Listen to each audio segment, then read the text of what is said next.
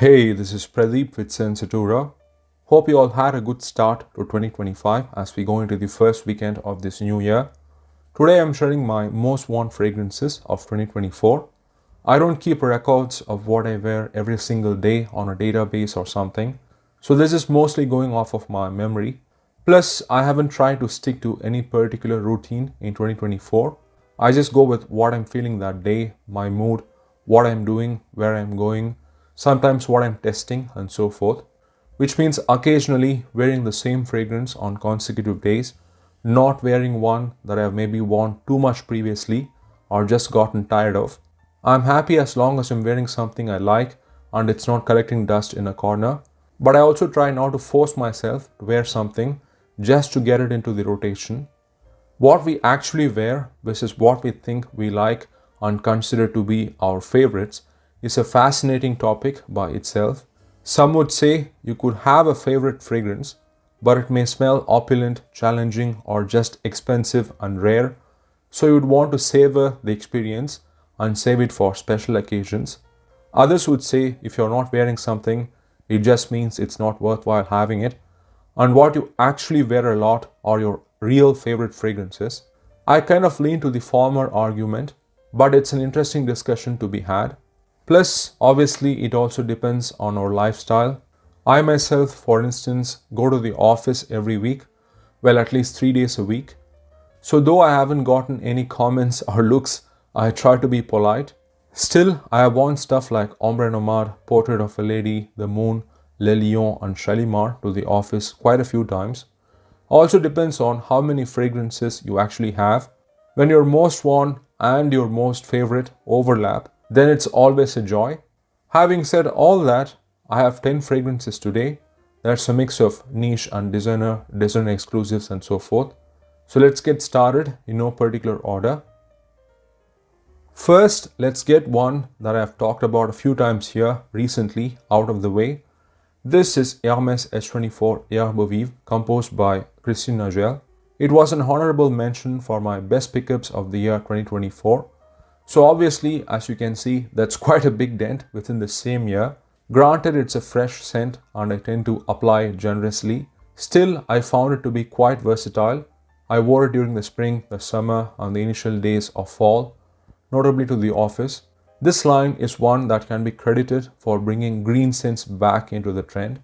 But yes, this is nowhere a big seller as say your Bleu de Chanel or Sauvage or even Terre d'Hermès, but still something new within the legacy French houses.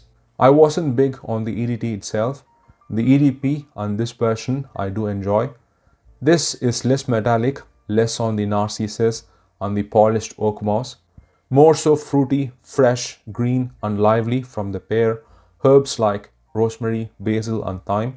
It has this watery, icy facet from a new aroma chemical that they use in high-end mentholated hygiene products.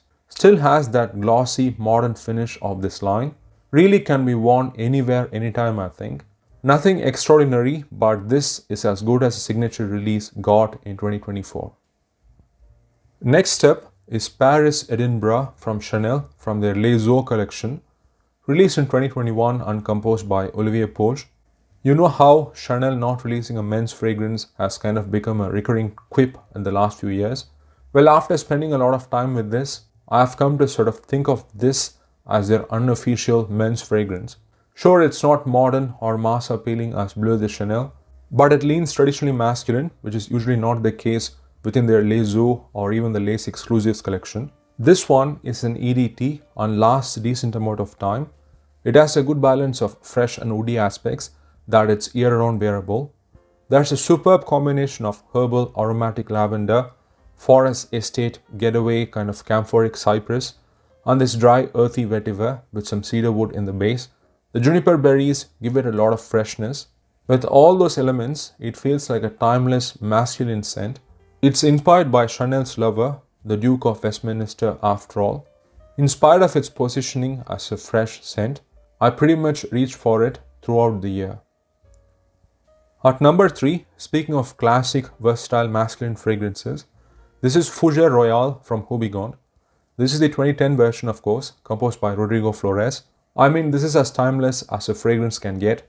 This is what started the Fougère family, and yet I'm much more comfortable wearing this than many others which came after and can smell too classic for my tastes.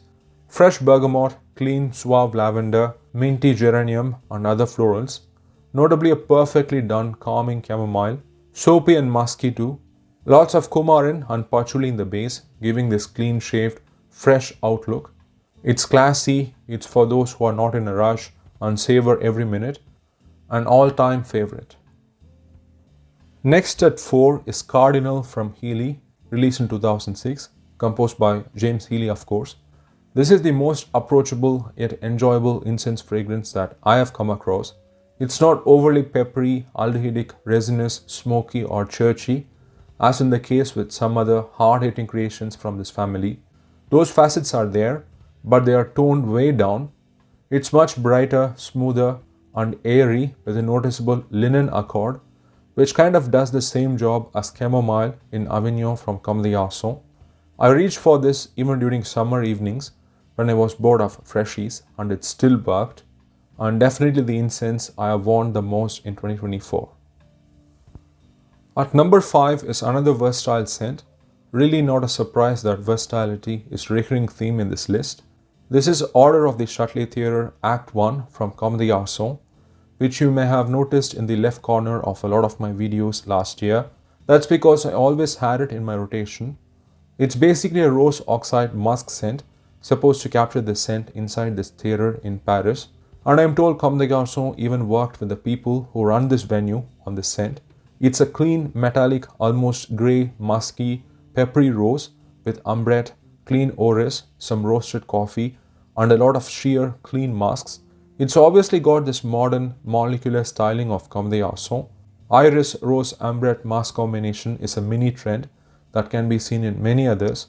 I find references to Chanel No. 18 and Fleur de Peau here for instance. It's just one I tend to spray when I just want something nice, be it for bed or to a coffee shop or just at home or even to the office. It's kind of abstract, so it can really work anywhere, lasts a decent amount of time, and it's not that expensive for 200 ml.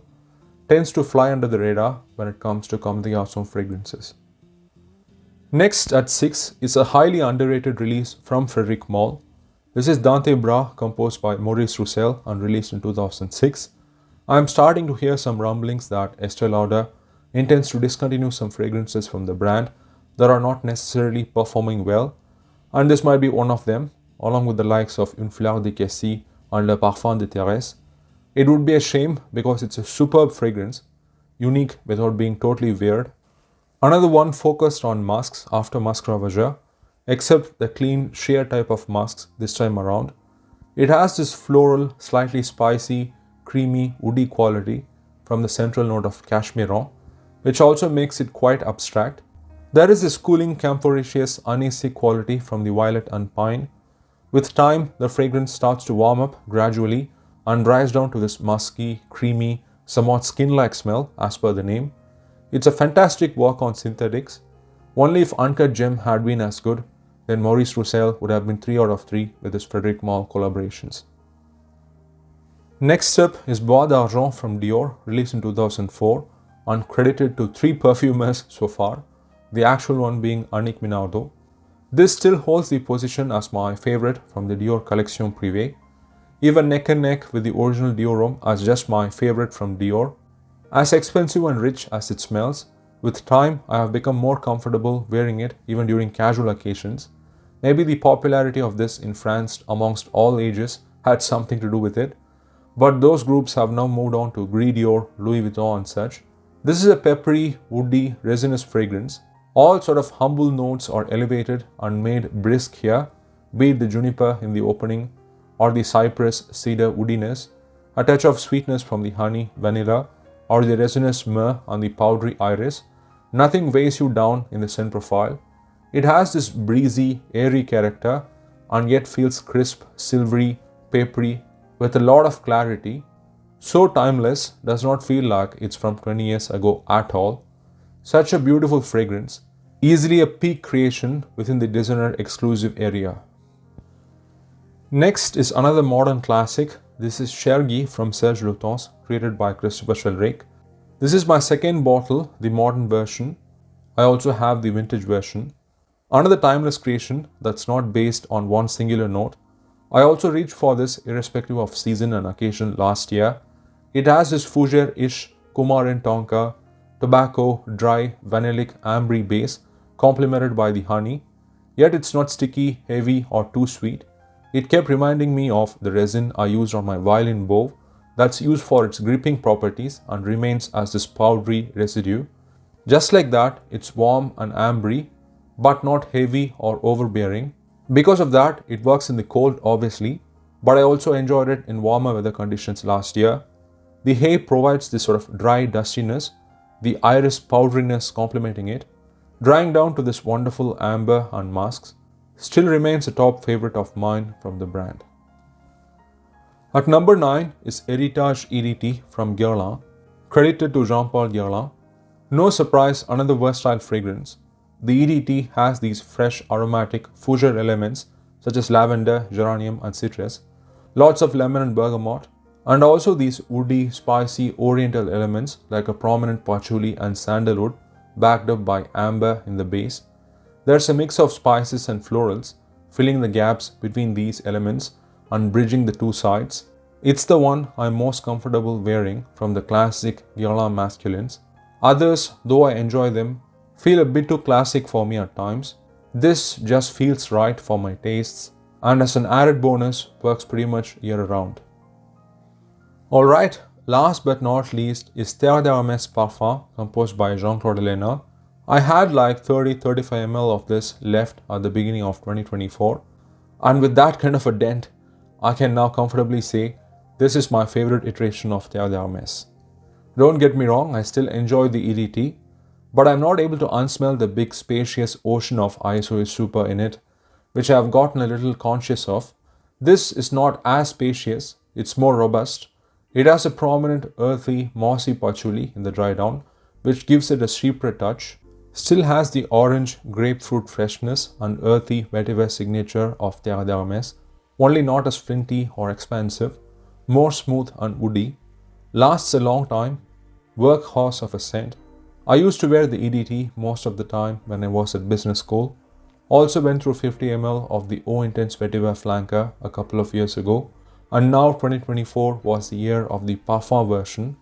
Come to think of it, this might also be the first mainstream men's Parfum version from a big brand released in 2009, even before the Parfum craze started. It's just a great, classy scent from Hermès, and I'm definitely getting a replacement bottle.